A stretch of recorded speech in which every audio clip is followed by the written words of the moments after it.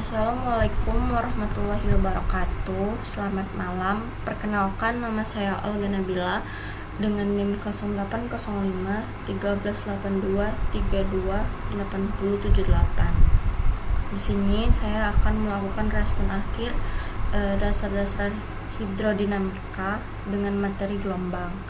Sebelumnya, di sini saya akan menjelaskan apa itu gelombang. Gelombang merupakan suatu fenomena naik turunnya permukaan laut yang dimana energinya bergerak dari suatu wilayah pembentukan gelombang ke arah pantai. Gelombang ini dibangkitkan angin terbentuk di perairan dalam kemudian bergerak ke perairan dangkal yang mengalami deformasi yang terdiri dari refraksi, difraksi, dan refleksi dan pada akhirnya pecah di dekat pantai. Gelombang juga memiliki sifat-sifat tertentu yang dapat dipengaruhi oleh 3 bentuk angin. Yang pertama itu kecepatan angin. Semakin kencang anginnya, maka semakin besar gelombang yang akan terbentuk. Yang kedua itu ketika angin sedang bertiup tinggi, kecepatan dan panjang, gelombang akan cenderung meningkat sesuai dengan meningkatnya waktu pada saat angin mulai bertiup. Dan yang ketiga ada jarak tanpa rintangan atau fetch. Fetch di lautan lebih besar daripada fetch di danau, sehingga panjang gelombang yang terbentuk di lautan lebih panjang hingga mencapai ratusan meter. Klasifikasi gelombang ada 4, yaitu gelombang kapiler, gelombang angin, alun, dan gelombang pasang surut. Tapi di sini saya akan menjelaskan 2 klasifikasi gelombang, yaitu gelombang angin dan gelombang pasang surut. Pengenalan gelombang angin dan gelombang pasang surut. Gelombang angin, gelombang pasang surut adalah 2 fenomena alam yang mendasar, namun berbeda dalam penyebab, karakteristik, dan aplikasinya.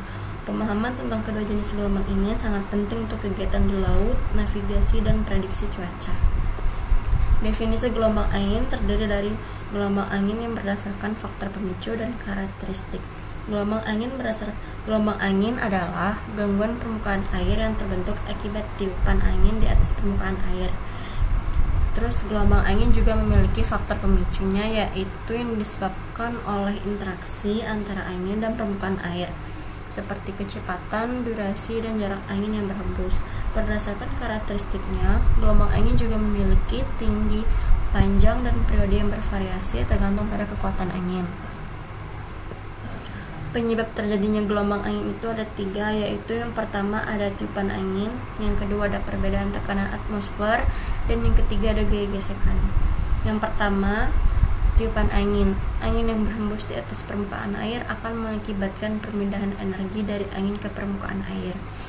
Yang kedua, terjadinya perbedaan tekanan atmosfer. Perbedaan tekanan atmosfer ini di atas permukaan air yang menyebabkan timbulnya gradien tekanan yang memicu terbentuknya gelombang. Dan yang ketiga, terjadinya gaya gesekan. Yang gaya gesekan ini antara angin dan permukaan air yang menyebabkan timbulnya tegangan yang menghasilkan gelombang. Karakteristik gelombang angin ini ada 4, yaitu tinggi gelombang, panjang gelombang, periode gelombang, dan arah gelombang.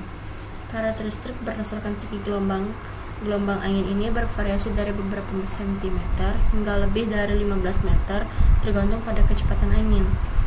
Karakteristik berdasarkan panjang gelombang angin ini juga bervariasi berkisar dari beberapa meter hingga ratusan meter.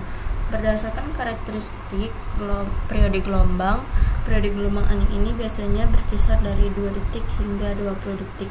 Dan berdasarkan karakteristik arah gelombang angin ini mengikuti arah angin yang berhembus di atas permukaan air. Definisi gelombang pasang surut itu ada 3, yaitu gelombang pasang surut, yang kedua pasang dan surut, dan yang ketiga ada pola pasang surut. Gelombang pasang surut ini adalah perubahan periodik pada permukaan air laut yang disebabkan oleh gaya tarik gravitasi antara bumi, bulan, dan matahari. Sedangkan pada pasang dan surut, pasang itu terjadi saat permukaan air laut naik, sedangkan surut terjadi saat permukaan air laut turun. Sedangkan pada pola pasang surut ini umumnya berulang setiap 12 sampai 24 jam, tergantung pada posisi bulan dan matahari. Penyebab terjadinya gelombang pasang surut ini ada 3, yang pertama gaya gravitasi, yang kedua rotasi bumi, yang ketiga topografi dasar laut. Yang pertama, penyebab terjadinya pada gaya gravitasi. Gaya gravitasi antara bumi, bulan, dan matahari menarik permukaan air laut yang menyebabkan perubahan ketinggian air. Yang kedua, penyebab terjadinya pada rotasi bumi. Rotasi bumi menyebabkan perbedaan ketinggian air di berbagai daerah, menghasilkan pola pasang surut. Yang ketiga, penyebab terjadinya gelombang pasang surut berdasarkan topografi dasar laut. Bentuk dasar laut mempengaruhi penyebaran dan amplitudo gelombang pasang surut di suatu daerah. Karakteristik gelombang pasang surut itu ada 4. Yang pertama, tinggi pasang. Yang kedua, tinggi surut. Yang ketiga, rentang pasang surut. Yang keempat, periode pasang surut. Yang pertama, tinggi pasang. Ketinggian maksimum permukaan air yang dicapai pada saat pasang. Yang kedua, karakteristik berdasarkan tinggi surut. Ketinggian minimum permukaan air yang dicapai pada saat surut. Yang ketiga, karakteristik berdasarkan rentang pasang surut. Perbedaan antara tinggi pasang dan tinggi surut. Yang keempat, karakteristik gelombang pada periode pasang surut. Waktu yang dibutuhkan untuk satu siklus pasang surut ini biasanya 12 jam sampai 24 jam. Perbedaan gelombang angin dan gelombang pasang surut itu terdiri dari penyebab, karakteristik, arah, dan waktu kejadian. Perbedaan gelombang angin. Penyebabnya, gelombang angin ini disebabkan oleh tiupan angin, sedangkan gelombang pasang surut ini disebabkan oleh gaya gravitasi. Berdasarkan karakteristik, gelombang angin bervariasi dalam tinggi, panjang, dan periode, sedangkan gelombang pasang surut memiliki pola berulang yang teratur. Berdasarkan perbedaan gelombang angin dan gelombang pasang surut dengan arah gelombang angin mengikuti arah angin, sedangkan arah gelombang pasang surut dipengaruhi oleh topografi dasar laut. Berdasarkan perbedaan dengan waktu kejadian, gelombang angin ini terjadi sewaktu-waktu, sedangkan gelombang pasang surut ini terjadi secara periodik. Aplikasi dan manfaat memahami perbedaan ada 3, yaitu navigasi laut, prediksi cuaca, dan pembangkit listrik. Berdasarkan navigasi laut, pemahaman tentang gelombang angin dan gelombang pasang surut ini juga penting untuk navigasi dan perancangan pelabuhan. Yang kedua, prediksi cuaca. Pemahaman tentang gelombang angin membantu dalam prediksi cuaca dan peringatan dari bencana alam. Dan yang terakhir ada ketiga, pembangkit listrik.